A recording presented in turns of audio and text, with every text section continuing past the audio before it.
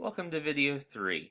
Just to recap, in video 1 we took a look at problems that we were going to solve by elimination, where we were given variables that had matching coefficients but opposite signs, and we saw that we could just add those together to cancel out terms. In video 2 we took a look at what happens when things were just a little bit different. We were given matching coefficients but both had the same signs, and to eliminate there we had to multiply one of the equations by a -1. In this video, we're going to take a look where we have to take it just one step further. In this problem, we aren't giving any matching coefficients at all. In example 4, we have 2x plus y equals 60 and x plus 2y equals 75. You notice with our x's, we have a 2x and a 1x. Those don't match at all. And with our y's, we have a y and a 2y. Those don't match at all. Now, before I begin, there are several different ways that you could go about doing this. We could look at eliminating either the x or the y variable. Either way, you will end up with the same answer. It's really personal preference as to which one you think is going to be easier for the problem. On this one, they're pretty similar, so it's probably not going to matter much. But I'm just going to go ahead and focus on eliminating the x this time. So I'm going to look at my x terms. I have a 2x and an x, and I need to figure out how I can make those cancel. Remember, to make them cancel, they have to have two things: the same coefficient and opposite signs. So if I'm looking at these two, I need to see what can I multiply one of these by to get the other one. And when we look at that, we're going to multiply the smaller one. So if we multiply that bottom one by a 2, that will give us the 2x, but we also have to make sure that they cancel sign-wise. If I just multiply it by a positive 2, I have a positive 2x and a positive 2x, and those won't cancel. So what I want to do is I want to multiply the bottom by -2. And remember, just like when we multiplied by -1, we had to multiply by the entire equation. So I'm just going to rewrite my first equation, 2x plus y equals 60. And then underneath it, I'm going to go ahead and distribute that -2 to each piece of this equation. So that gives me a -2x, a -4y, and a -150. And now I have a problem very similar to what we looked at in video 1. I have matching coefficients, a 2 and a 2, with opposite signs, a positive 2 and a -2. So what I'm going to do now is combine these. A positive 2x and a -2x is going to cancel. A y and a -4y is going to give me -3y. And a 60 and a -150 is going to give me a -90. Now you can see my x variable canceled. I'm left with just y, and I can solve this simple equation.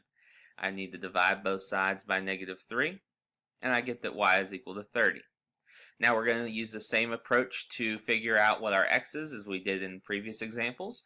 We're going to plug this back into one of our two original equations. It doesn't matter which one. You're going to pick whichever one you think looks easiest. I'm going to look for that bottom equation. Since there was nothing in front of that x, I'm going to go ahead and use that one. So we have x plus 2y, which we're going to replace the y with a 30, equals 75.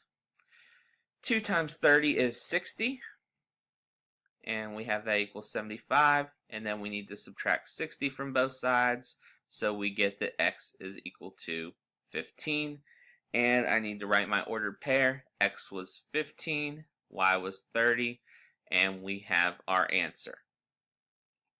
Alright, let's take a look at example 5. In example 5, we're given 4x plus 3y equals 2, and 5x plus 2y equals 13. Now, if we take the same approach that we looked at in the last problem, if we look at our x's, we have 4x and 5x, and at our y's, we have 3y and 2y. Now, nothing that we can multiply either equation by is going to change that lower number into the higher number. We can't multiply 4 by a whole number to get 5, and we can't multiply 2 by a whole number to get 3. So what we're going to actually have to do in this one is that we're going to need to look at multiplying both equations. So again, you're going to pick either your x's or your y's to work with. It doesn't matter which ones. I'm going to pick the y's this time because they have smaller numbers. So I need numbers that I can multiply to get 2 and 3 to be the same thing. So what we want to think about is the smallest number that both of these will go into. So if we're thinking through our numbers, the smallest number that both 2 and 3 will go into is 6. So we need to figure out what we can multiply these by so that we can get that 6. Now, you could multiply and get bigger numbers that they both go into, but then you're going to have to work with bigger numbers. So we want to focus on finding the smallest numbers that both will go into. If you need to help you figure it out, just start jotting down what your times tables are. For example, 2 times 1 is 2, 2 times 2 is 4, 2 times 3 is 6, 2 times 4 is 8, and then do the same things with the 3. 3 times 1 is 3, 3 times 2 is 6, and from there we can see that 6 is going to be the smallest number. Hopefully you can do that without jotting that down, but if you are having trouble, you can jot down your times tables there as well. So, we are going to multiply both of these equations. Now, to make a 3 into a 6, we're going to have to multiply by a 2. And to multiply a 2 to get 6, we're going to need to multiply by 3. Now, we also need to take care and pay attention to our signs.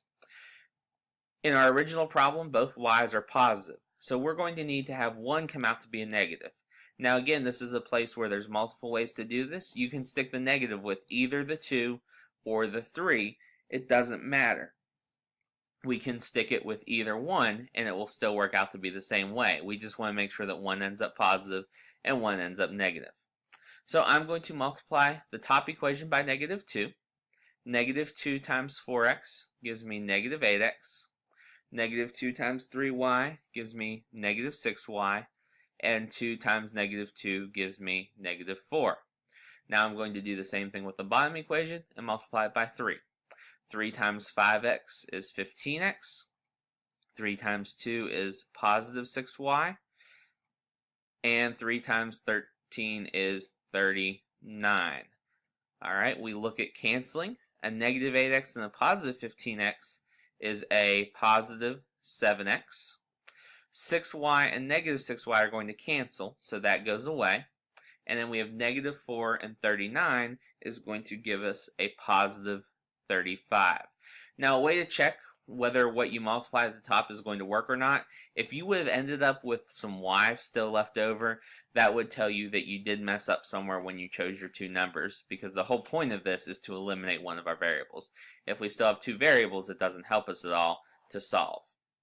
So continuing on with this problem, we would divide both sides by 7, and we find that x is equal to 5. Alright, now we're going to plug that 5 back into either one of our original equations. It doesn't matter which one. I'm going to plug it into the top one. So we had 4x plus 3y equals 2. So I am going to replace that x with a 5 as soon as our smart board quits goofing off there. Hold on just a second. There we go. So 4 times 5 plus 3y equals 2. 4 times 5 is 20, plus 3y equals 2. We want to subtract 20 from both sides. We get 3y equals negative 18. We divide both sides by 3. And we get y is equal to negative 6. I'll write that again down here since it kind of got cut off there. So our ordered pair, we put our x's and y's together. Our answer would be 5, negative 6. Alright, you guys give the two U-Try problems a try, and go ahead and check your answers on the U-Try solutions, and we'll see you in our final video.